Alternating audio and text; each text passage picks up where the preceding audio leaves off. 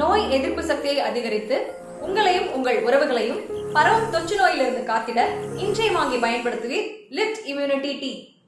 நமது channel viewers அனைவருக்கும் வணக்கம்.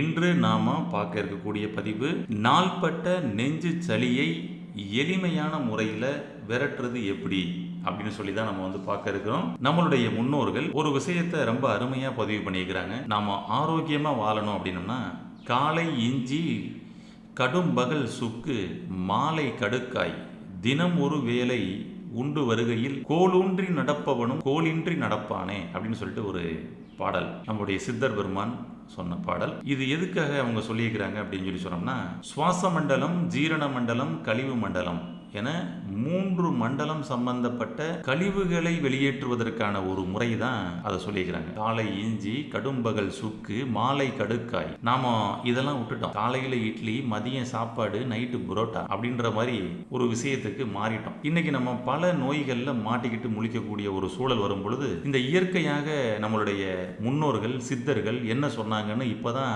தேடி பார்க்கக்கூடிய ஒரு சூழல் ஏற்பட்டுள்ளது. அப்ப சுவாச மண்டலம் சம்பந்தப்பட்ட கழிவுகள் என்னது? கார்பன் டை ஆக்சைடு கழிவுகள் மற்றும் சளி கழிவுகள். இதை வெளியேற்றுவதற்கு அப்படின்னு சொல்லிட்டு அவங்க சுவாச மண்டல கழிவுகளை வெளியேற்றுறதுக்கு என்ன சொல்லியிருக்கிறாங்க? இஞ்சி. இந்த இஞ்சியை போல ஒரு மருந்து கிடையாதுங்க சுவாச மண்டலத்தில் இருக்கக்கூடிய பிரச்சனைகளை சரி செய்வதற்கு. இந்த இஞ்சி காஞ்சா சுக்கு.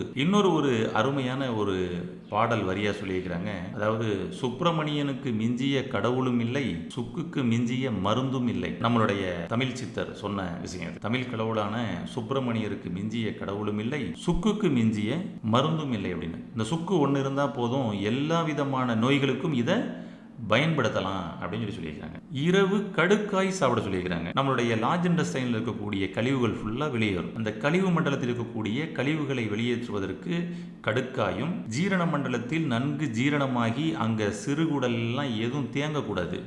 அது காற்று கழிவுகளும் சரி, உணவு கழிவுகளும் சரி தேங்கக்கூடாது. அதுகளை பூரா வெளியேற்றி விடணும். அதற்கு சுக்கு. சுவாச மண்டலத்தில் சளி தேங்கக்கூடாது. அதற்கு இஞ்சி. சுவாச மண்டல கழிவுகளான சளிகளை வெளியேற்றுவதற்கு இஞ்சியும், ஜீரண மண்டல கழிவுகளான காற்று கழிவுகளை, வாயு தொந்தரவுகளை எல்லாம் வெளியேற்றுவதற்கு சுக்கும், கழிவு மண்டலத்தில் சேரக்கூடிய மலக்கழிவுகளை வெளியேற்றுவதற்கு கடுக்காயும் என இந்த 3ஐயும் கடைபிடிக்க சொல்லியிருந்தாங்க. இந்த 3ஐயும் நாம் தினந்தோறும் சரியாக கடைபிடித்தாலே போதும், நாம் எப்பொழுதும் எந்நாளும் வாழ்நாள் முழுவதும் ஆரோக்கியமாக வாழ முடியும். இப்போ இந்த நாள்பட்ட சளியை வெளியேற்றுவதற்கு இஞ்சி அப்படின்னு சொல்லி பார்த்தோம். இந்த இஞ்சியை என்ன மாதிரி முறைகளெல்லாம் நம்ம சாப்பிடலாம் அப்படின்ற சில விஷயங்களை தான் பார்க்க போகிறோம். இந்த காலையில் இஞ்சியோட நாம் தேன், சுடுதண்ணி இதை சேர்த்து நம்ம சாப்பிடலாம்.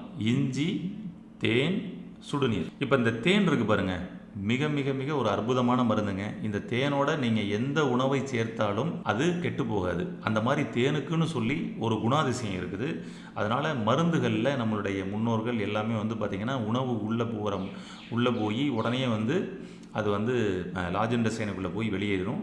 உணவு மூலமாக நாம் இந்த மருந்தை கொடுக்கப்படும் பொழுது, உணவே மருந்தாக கொடுக்கப்படும் பொழுது தேனை கலந்து கொடுத்தோம் அப்படின்னு சொல்லி சொன்னோம்னா அது கெட்டு போகாமல் அது முழுமையாக அந்த மருந்து 100% அதில் அப்சர்வ் ஆகக்கூடிய ஒரு தன்மை அந்த தேனுக்குன்னு சொல்லியிருக்குதுங்க.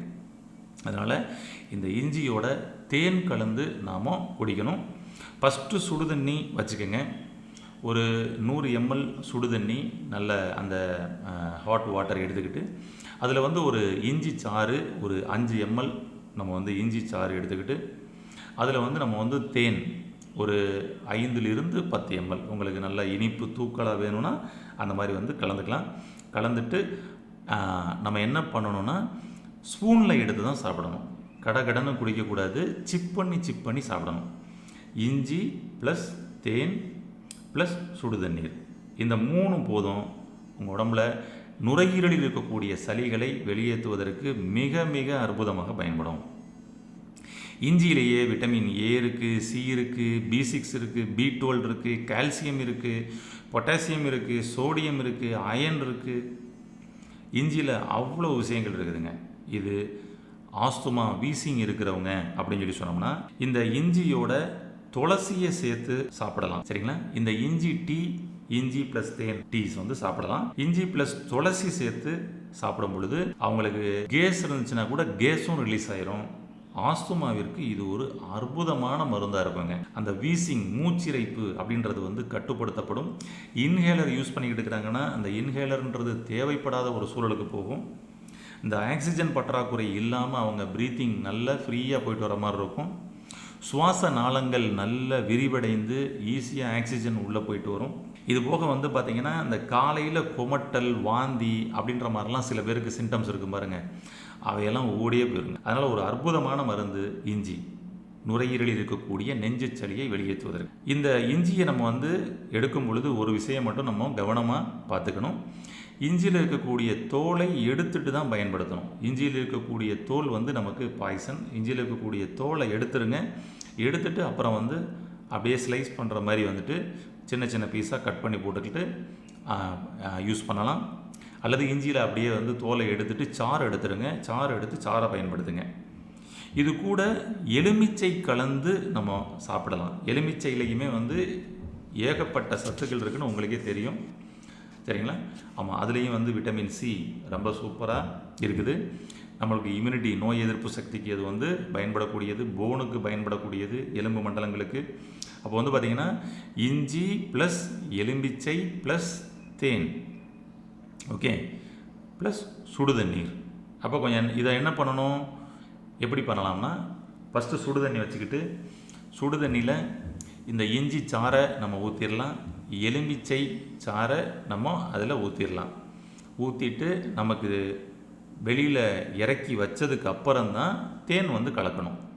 அடுப்பில் இருக்கப்படும் பொழுதே தேன் கலக்கக்கூடாது. வெளியில் இறக்கி வச்சு அதுக்கப்புறம் வந்து தேன் கலங்க. தேவையான அளவுக்கு இனிப்பு கலந்து அப்படியே வந்து சிப் பண்ணி சாப்பிடணும். இதை வந்து கடன்னு குடிக்கக்கூடாது. சிப் பண்ணி நம்ம சாப்பிடணும். தினம் ஒரு வேளை இதை நீங்கள் எடுத்துக்கிட்டே வரப்படும் பொழுது உங்களுக்கு நுரையீரலில் இருக்கக்கூடிய கட்டி சளி எவ்வளவு இருந்தாலும் அதை சூப்பராக கரைச்சி வெளியேற்றிடுங்க. இதை நீங்கள் கண்கூடாக நீங்கள் பார்க்க முடியும். ஓகே, ஆமாம், அனைவரும் இந்த கொரோனா வைரஸ் தாக்கப்பட்ட இந்த சூழலில் அதிகப்படியான சளி தொல்லைகளுக்கு ஆளாகி இருக்கிறாங்க. அவங்க உடனடியாக இந்த மெத்தடை வந்து கடைபிடித்து அவங்க சளி இல்லாத ஒரு ஆரோக்கியமான ஒரு உடலை பெற வேண்டும் என கேட்டுக்கொள்கிறேன். நன்றி. மீண்டும் அடுத்த ஒரு நல்ல பதிவில் சந்திப்போம். நோய் எதிர்ப்பு சக்தியை அதிகரித்து உங்களையும் உங்கள் உறவுகளையும் பரவும் தொற்று நோயிலிருந்து காத்திட இன்றைய வாங்கி பயன்படுத்துவீர் லிஃப்ட் இம்யூனிட்டி டீ.